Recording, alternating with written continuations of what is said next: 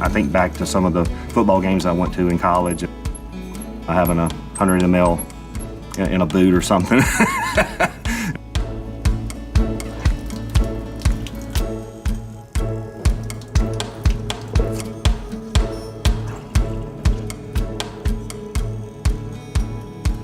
I don't know if it was the first whiskey I tried, but it's been about the last.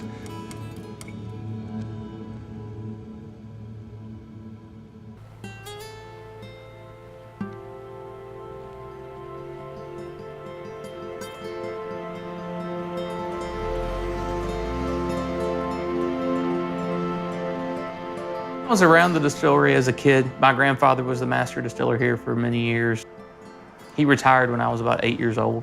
So when I was 4, 5, 6 years old, a lot of times I was up here with him, running around and trying to catch the ducks up at the cave spring or playing on the fire engines and things like that. Jack Daniel's was always a place that was interesting. It was more interesting because I got to spend time with my grandfather here. And he's still around, he's 88. And to be able to call him up and have 30 plus years of distilling experience a phone call away is pretty invaluable. Dad worked here over 40 years.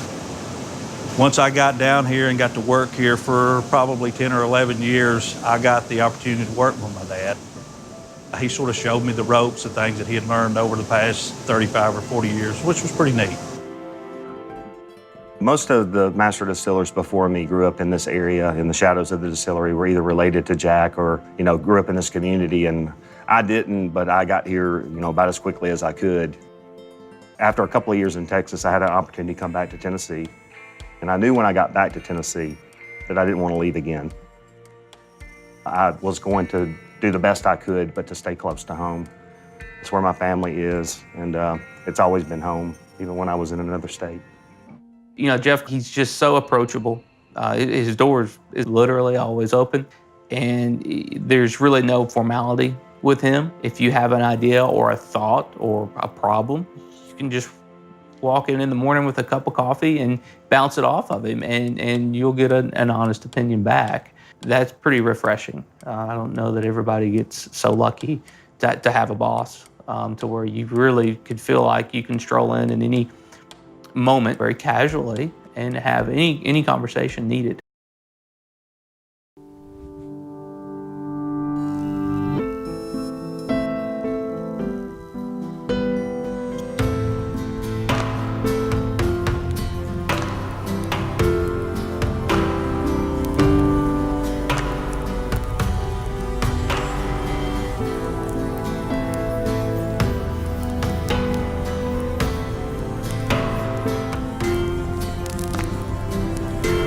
Brown spirits, whiskeys were very popular through the 50s, 60s, and 70s. They began to cool off a little bit in the 80s, 90s, and 2000s. Vodka kind of became preferred drink in the category that was most growing. Jack Daniel's really kind of bucked the trend through that 3-decade period. We were growing when really very few were. Jack Daniel's is an iconic American brand. In an industry where there is a lot of smoke and mirrors, I'd be the first to tell you that not every brand is really who they project themselves to be. Jack Daniel's is. It's in this really interesting space to me. It's a very accessible thing, it's Jack, but it's also a high quality product. And usually a very high quality product is not accessible. It's elitist.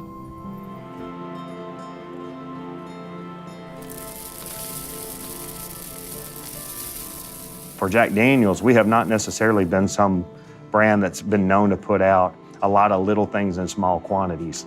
That was not who we were. That was really not what people wanted from us, it seemed. They wanted consistency. They wanted to know that they could go in any bar in the world and find a bottle of Jack Daniel's and it be the same.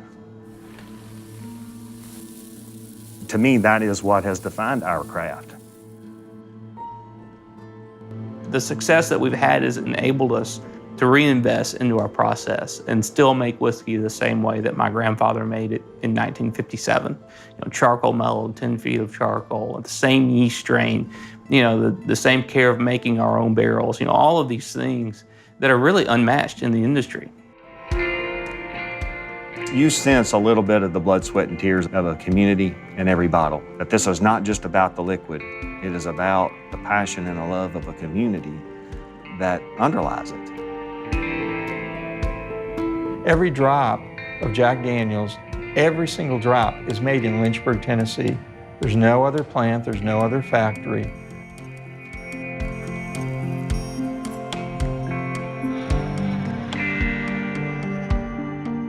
Pretty archaic, but it's non-sparking. So if I need a lot of barrel sample, I can send in a crew here with some pretty, high quality equipment that won't be a fire risk, but just works. Flow a little bit there.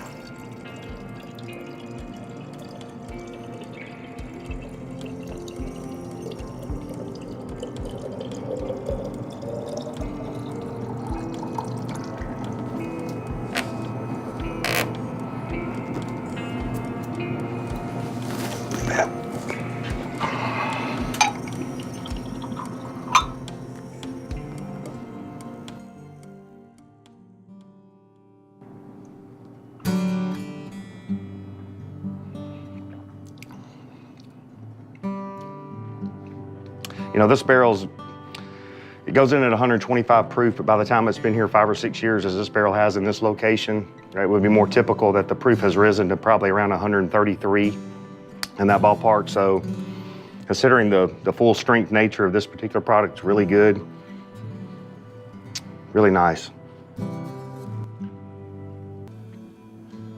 Back in our history, prior to Prohibition, the primary form of American whiskey was rye whiskey.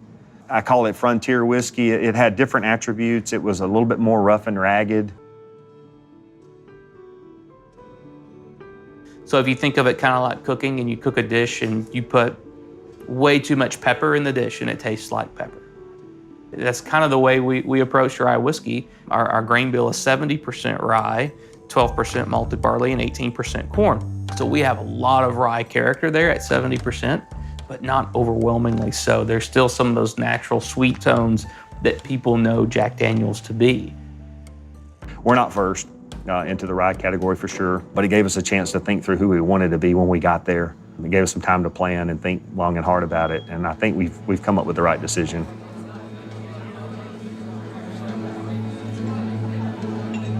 I think there's something familiar about it. It's made by us at the distillery in Lynchburg. It has the same yeast culture. It has the same barrel behind it.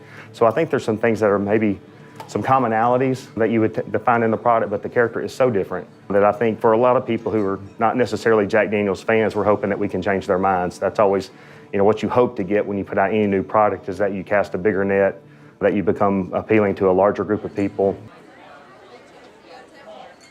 Jack Daniel's Tennessee Rye, it is significant. We've been on the same grain bill for generations, a predominantly corn Tennessee whiskey.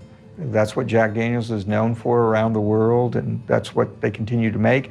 And so for many years, the strength of a master distiller was, don't mess that up.